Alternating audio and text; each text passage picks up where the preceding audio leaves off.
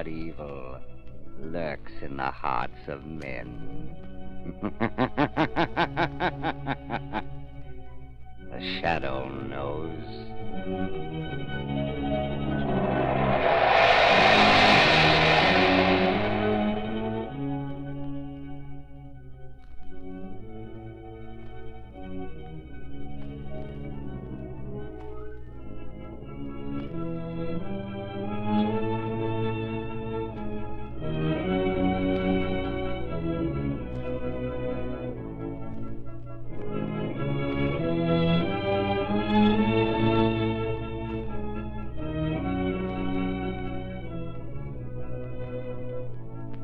Ladies and gentlemen, today the Shadow program has the honor to present a distinguished guest whom all of you will want to hear. Commissioner John H. Morris, in charge of the Juvenile Aid Bureau of the New York City Police Department. Commissioner Morris will be interviewed at the close of today's adventure with the Shadow.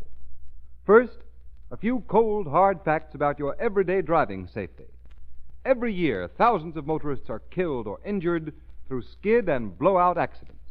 And right now, unless your tires are safe, you too may be headed for a dangerous skid, a costly blowout. Before it's too late, before you're caught in a car-spinning skid, before you hear the dreaded bang of a high-speed blowout, equip your car with the new Goodrich Safety Silvertowns. They're the only tires in the world that have the lifesaver tread to give you the quickest non-skid stops you've ever had and the golden ply to protect you against high-speed blowouts. And think of it. When you invest in this sensational new kind of tire safety, you get both of these great life-saving features at no extra cost.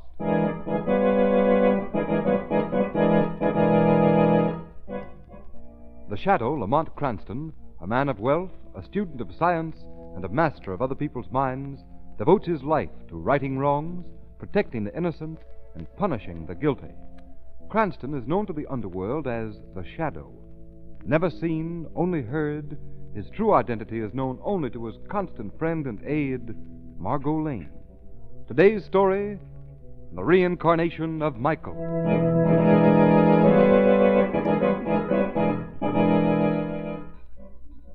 Well, how's our experiment coming, Professor Charles? Oh, very well, Michael. Almost all our flying messengers of death are ready. See these cages filled with mosquitoes? Good. I've taken pains that my guests won't disturb you. Yeah, well, they do. Can't open the window for a breath of air, but there they are, chattering like monkeys. I wish you'd stay away from that window. Someone might see you. Let them. They'll never have a chance to tell anyone what they've seen. These friends of yours. Friends? I have no friends. I hate my guests. We'll make them suffer, Michael. Suffer as I've suffered. Those parasites hang around me because I'm Michael Welsh, the millionaire. Every one of them is an enemy. One sold me faulty stock. Mrs. Bell borrows money and fails to pay it back.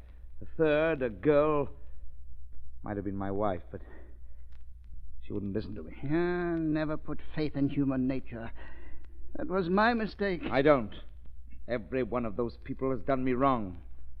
They will pay for it. Fine. I will enjoy that. I was a great scientist once, working to save humanity. When the fever struck me down, humanity shrugged its shoulders. Now I work for revenge. Professor Charles, in another age, they wouldn't have dared treat me with such insolence. Another age? Yes. The 12th century knew how to deal with those who were insulting. In those days, I had much less trouble. You had much less trouble? That is, men in my position had much less trouble repaying a false friend. There were no police then. There are none here on your estate. In this house, you are the law. Yes, I'm aware of that. Don't let anyone in here. Don't worry. Michael Wells. Michael, are you in there? It's Mrs. Bell. Well, whoever she is, keep her out of here. All right, Professor. Coming, Mrs. Bell. Oh, there you are, Michael. Yes, Mrs. Bell. Oh, I've never been in this room. Is anyone in there? No. No one. Oh, well, can't I go in? There's nothing for you to see. You wanted me? Oh, yes, indeed. I nearly forgot. Guess who just arrived? Why, I don't know. All my guests are here already. But these two are friends of mine. They heard I was staying here and dropped over for a chat. Oh, I knew you'd enjoy meeting them. Margot Lane's such a lovely girl. And young Mr. Cranston knows all about art and old things, just like you, Michael. What? A learned man and a young girl. The same two who came before. The pattern never changes. I beg your pardon? Oh, nothing. They're out on the terrace. What did you say their names were? Margot Lane and Mr. Cranston, Lamont Cranston. Let us go and meet them. I think I'm going to enjoy entertaining these two friends of yours.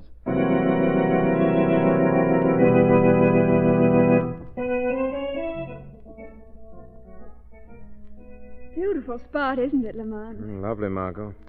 Michael Welch has taste. Building his home right on the crest of this hill. You can see the whole valley from here. But the house, it's so big. More like a castle than a home. Yes, almost a medieval castle. Lamont, look. There's an old man peering out of the window. Where? Up there. Oh, yes. Lamont, he's staring at us so strangely. I wonder who it can be. They'll probably find out when... Oh, Margot, here comes Mrs. Bell now. Oh, yes, I suppose that's Michael Welch with her. Hello, Myra. Margot, darling, and Mr. Cranston. I've been wanting you two to meet Michael for ages. He knows all about you. Still, you might introduce me, Mrs. Bell. Oh, of course, how silly of me. This is Michael Welch, our charming host. Miss Lane and Mr. Cranston. How do you do, sir? I'm glad you stopped to call. Thank you. We can't stay very long. Oh, but my dear, you must. We're having such a wonderful time. You'll love it. Make them stay, Michael. Well, you'll stay until after dinner anyway, won't you? Yes, and Michael must show Mr. Cranston his remarkable collection. Mr. Cranston's always interested in that sort of thing. Are you a collector, Mr. Welch? Yes, medieval art, you know. Lamont, we really haven't time Come to... along. Thank you. I'd enjoy seeing your collection, But Mr. Welch. Lamont... Oh, I knew you would, Mr. Cranston. Oh, you must meet everyone. Come, Michael. We'll go and get the others. Well, Margot, what's the matter? I don't like this place. That old man in the window. He had hate in his eyes. There's something evil about this house. You really feel that, Margot? Oh, I know it's silly. Go ahead and laugh at me. I'm not laughing, Margot. I'm interested. You see, I feel there's something evil about this house, too.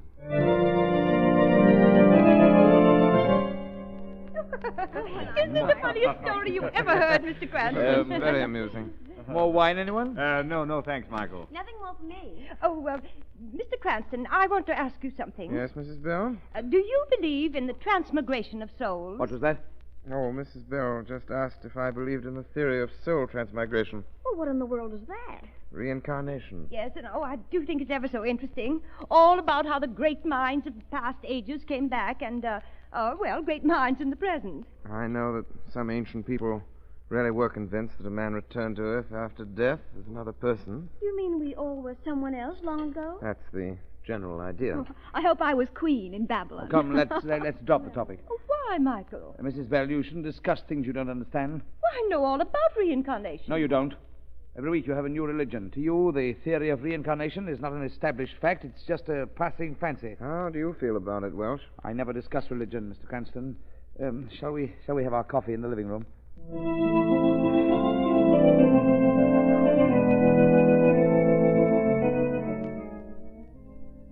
Oh, there you are, Lamont. Have you seen our host? We really ought to be going. I think Michael Welch went to the library a while ago. By the way, where have you been since we had our coffee? I was just wandering around looking for the old gentleman we saw peering out the window. Did you find him? No, he's certainly not one of the guests. Here's the library. Oh, Mr. Welch. What's that? Look out, you'll wreck the book slamming it shut like that. Oh, it's you. Oh, I'm sorry we disturbed you while you were reading. Oh, it's nothing important.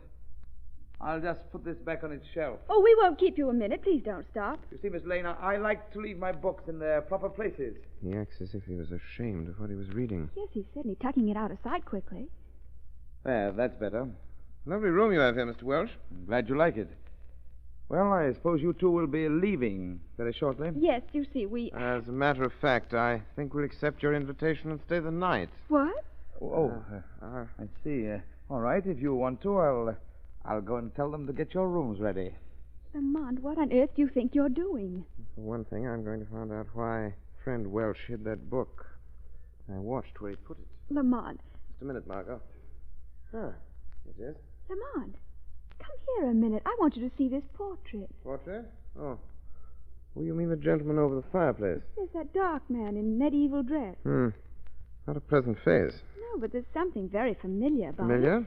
Oh, It seems to me I've seen that face before. probably in a museum. It's an old painting.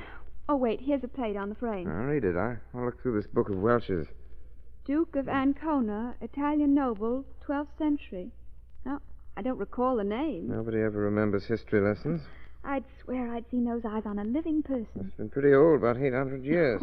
No, it looks like someone I know, but I just can't place the man. Speaking of age, it's a rare old volume. The book Mr. Welsh was ashamed of? What is it? Yeah, an old Italian history. Very interesting. Oh. Let's see. It's about the place where Welsh had the book open, right here. Yes, somebody's thumbed this page well.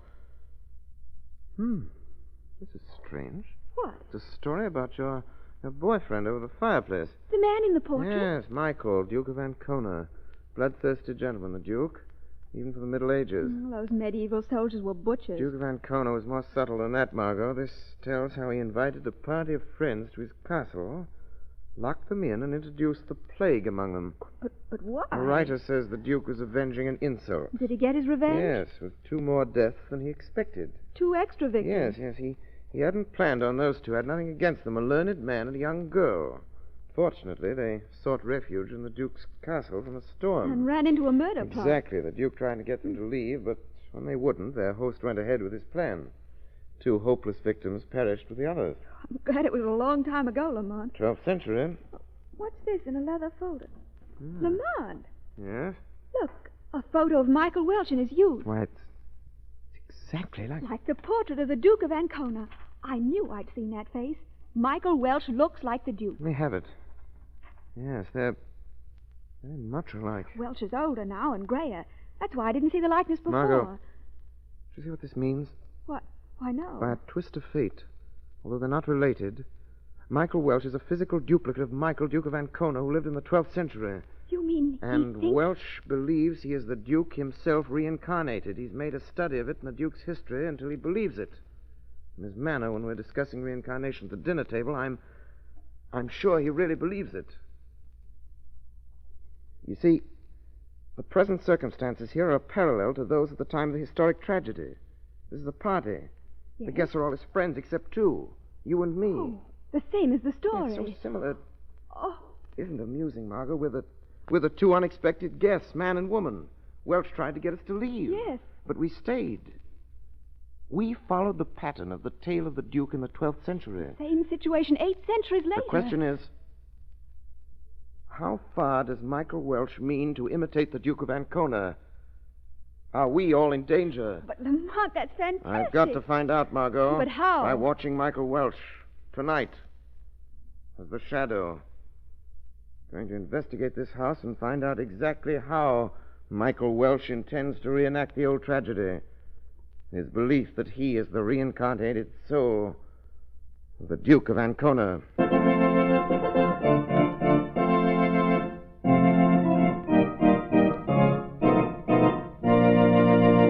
Ladies and gentlemen, we'll be back with The Shadow in just a moment, and later we'll meet our guest, Commissioner John H. Morris. But first, I want to say something to every motorist listening in. Remember, when you're driving in your car, the road may be perfectly dry 1 minute, and then down comes the rain. The road that was safe a minute ago may become a dangerous skid track. Yes. The shadow knows that a skid strikes like lightning. Don't take unnecessary chances on wet, slippery roads. It pays to play safe. Before you experience that pit-of-the-stomach feeling when the car you're driving skids wildly over a wet, slippery road, equip your car with new Goodrich Safety Silvertowns with the Lifesaver Tread. That's the way to get the quickest, safest stops you've ever had in wet weather. And here's why. The Lifesaver Tread of the new Silvertown has a truly amazing action on wet pavements. For as the spiral bars of the tread roll over the pavement, they act like a battery of windshield wipers. Sweep the water right and left from under the tire. Force it out through the deep grooves. Make a dry track for the rubber to grip. You'll never know what the word stop really means until you've felt the grip of the Lifesaver Tread on wet pavements. Protect your family against dangerous skids before it's too late. Put Goodrich Safety Silvertowns on your car tomorrow.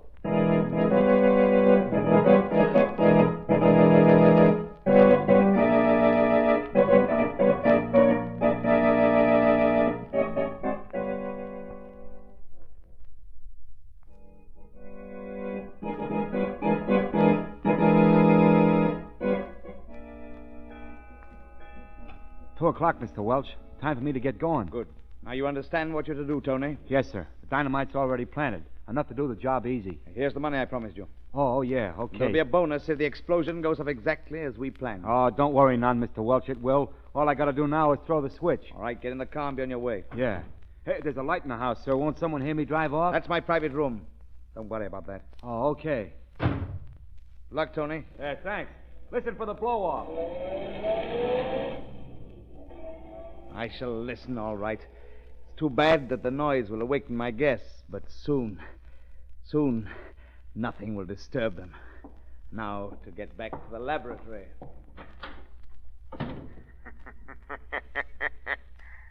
So you are planning something, Michael Welch. Still following the pattern set by the Duke of Ancona. The shadow must visit that private room. But first, I must warn Margot on the shortwave radio.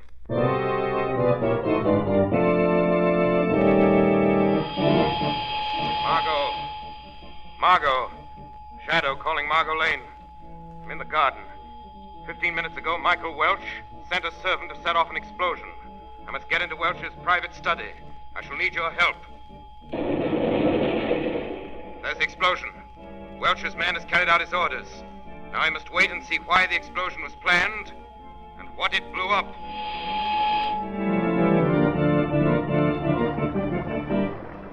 Look at all that water there. Why, my The whole goodness. valley's being flooded. Be swept away. We'll all be drowned. Did you hear that explosion? Mr. Cranston, Mr. Cranston. Yes, Mrs. Bell? Do you think there's any danger? I can't swim a stroke. I'd perish in that rushing water. Calm yourself, Myra. I'm ashamed of you. Well, that's all right for you, Margot. You can swim like a fish. I but... doubt if the house will be swept away, Mrs. Bell. Where's Michael? Yes, has anyone seen Welch? Well, here he comes now. Oh, Michael, isn't this the most terrible thing? Steady, everybody. Quiet. There's nothing to get excited about. Nothing Oh, to my get goodness. excited about when we may all be drowned at any minute. There's no danger. The house is safe. Up here on the hill, we're out of reach of the waters. We can't get out of the house. No. We're all stuck here for at least 3 days, Mr. Cranston. Until the water subsides. Well, let's phone for help. The wires are down. The flood carried the poles away. Margot, Yes, Lamont.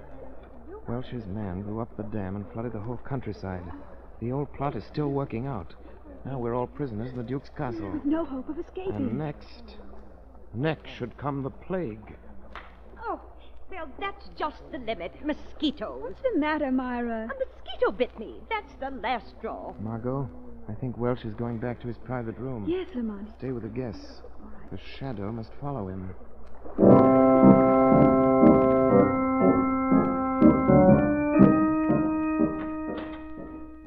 Still working hard, Professor Charles? Yes? Oh, yes, Michael. I'm feeding the serum to the last batch of mosquitoes. What was that, sir? Door stuck for a second. There it is. The deadly mosquito I let loose in the hall just bit one of my guests. A lady. The lady will be sick very shortly. Yes. And then, when the time is ripe, we'll let loose all the mosquitoes in the laboratory and add a new game to our weekend party. There are over 10 screen boxes of mosquitoes, all filled with germs, ready for your guests. Good. Now they're trapped by the flood outside, they can't run away. Now we'll have our revenge. My dear Professor Charles, my revenge is written in history. No one can change the course of events. It was all predestined centuries ago. You can let loose the other mosquitoes as soon as it's light. I want to see them swarming through the house. Yes, all will be ready. Take good care of our winged pets. What are you feeding those mosquitoes, Professor Charles? What? What is it that will be let loose on the guests in this house? Who talked? Where are you? I am here, Professor Charles. I am the shadow.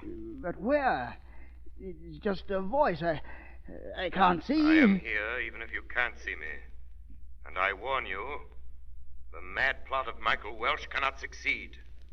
You and he will be punished for your crime. I don't know what you're talking about. Don't lie. What germs are you feeding all those mosquitoes? Go away. I'm an old man. For a moment you frightened me with your strange voice. But I'm too old for fear. Too old for everything but revenge. No one shall rob me of that. Yes, old man, someone will. The shadow.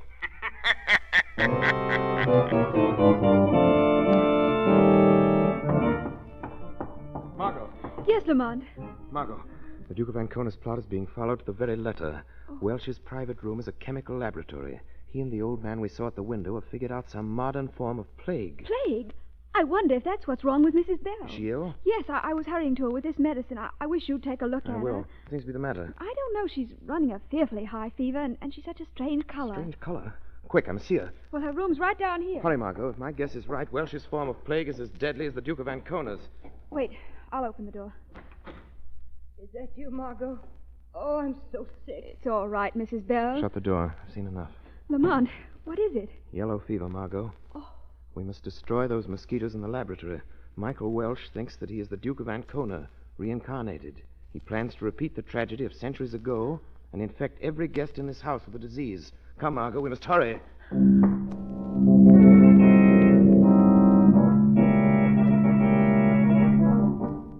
Here, Margot.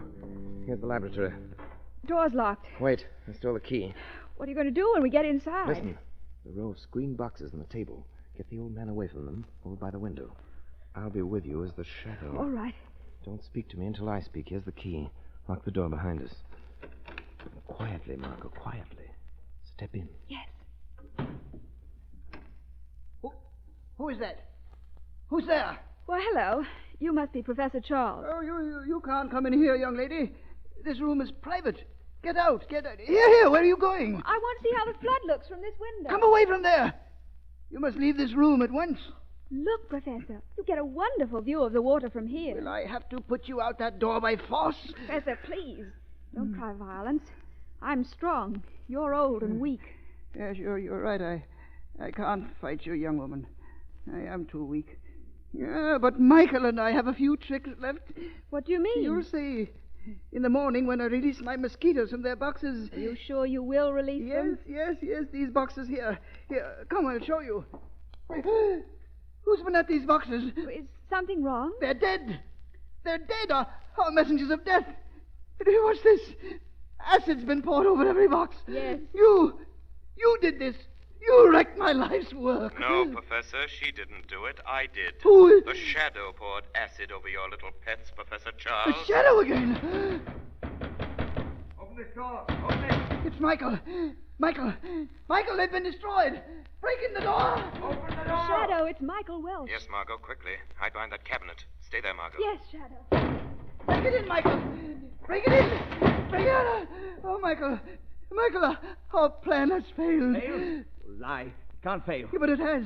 Look, all our mosquitoes dead. They're dead, Michael. What? Dead.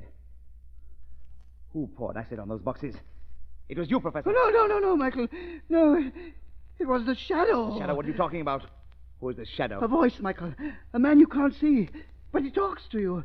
He discovered all about our plan, and he killed the mosquitoes. You're lying, Professor. You with your crazy story of the shadow. You did it yourself. No, Michael, no. Charles, you betrayed me. You've robbed me, the reincarnated Duke of Ancona, of his revenge. You've ruined the plot, you traitor. No, Michael, put down that gun. You won't live to laugh at me, you treacherous old devil. The pattern is broken, Michael Welch. Who spoke? Where are you? I am here, Welch. I am the shadow. The shadow? Then his story was true. You're the one who... Yes, Michael Welch, the shadow does exist. I have destroyed your plague. Give up your mad dream. You are not the Duke of Ancona reincarnated into the body of Michael Welch. That's a lie. I am. The pattern of the old tragedy you wanted to reenact is broken. There will be no plague, Welch. I must be the Duke come back to life. Didn't I trap my friends here just as I did centuries ago? There is no plague to inflict upon them, Welch. The story is not the same. The Duke of Ancona is long dead. No. I'm the Duke. Reincarnated. You cannot be. There is no plague. The story will not end as the Duke's ended. If I'm not the Duke, why, I'm nothing. Forget this insane theory, Welch. Drop your gun. No. The pattern, it's not the same. I'm not the Duke. You hear? I'm not the Duke. Welch, drop that gun. No. Other than fail, I'll die. Lamont. Yes, Margot. Yes. Don't look. But Professor Charles... He, too, is dead. Oh, how horrible. No, Margot. This is a fitting conclusion for the mad plot conceived by a man who thought he was the reincarnated soul of someone who died centuries before. whether the criminal builds his crime on historic patterns or not, the relentless hand of justice reaches out with a punishment all crime deserves, the punishment of death.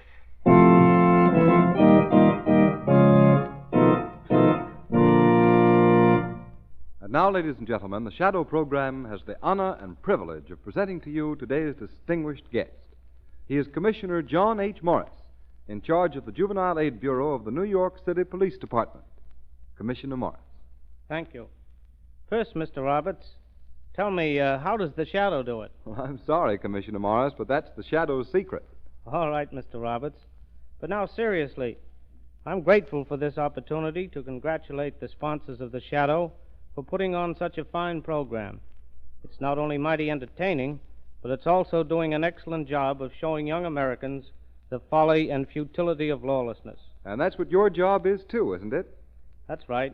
Crime prevention is the business of the Juvenile Aid Bureau of New York City. That's a pretty big order. Tell us, Commissioner, how do you do it?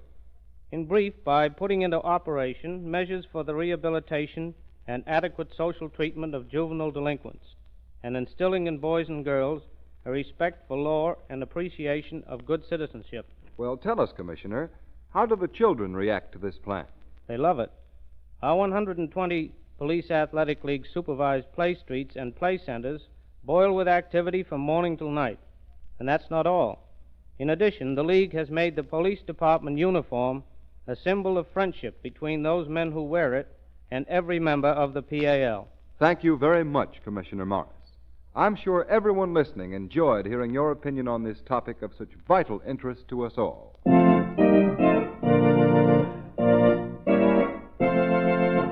You have been listening to a dramatized version of one of the many copyrighted stories which appear in the Shadow magazine, now on sale at your local newsstand.